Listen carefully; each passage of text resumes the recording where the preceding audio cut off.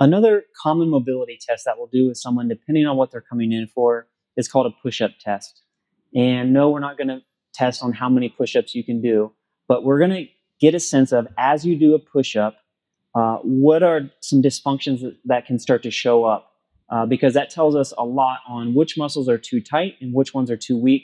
And then we can begin to stretch the too tight ones and strengthen the ones that are too weak.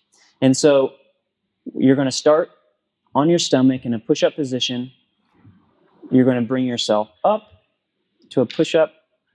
So here we're holding a plank position, and ideally what we want to see a straight line from the shoulders all the way down to the feet.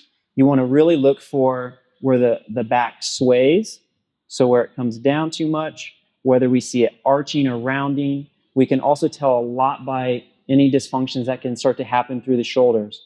If you see the scapulas, what are called winging, where the scapulas are really sticking up, that tells me a ton about weaknesses that are happening around that shoulder blade. So we're going to have you come down and do a full push-up, come back up, and as that happens, you can start to see where things are happening and breaking down at. Now, yeah, perfect. So a lot of people cannot do a push-up from on their feet, and so doing the exact same thing from on your knees. Let's do the same thing. Perfect. We're looking for all the same things, what the lower back is doing, what's happening up through the shoulder area.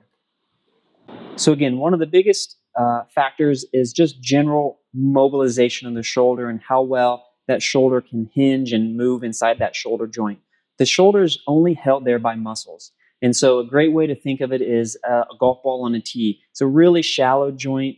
And so little adhesions that build up in that shoulder socket can really start to affect all the muscles around it and dramatically affect the range of motion.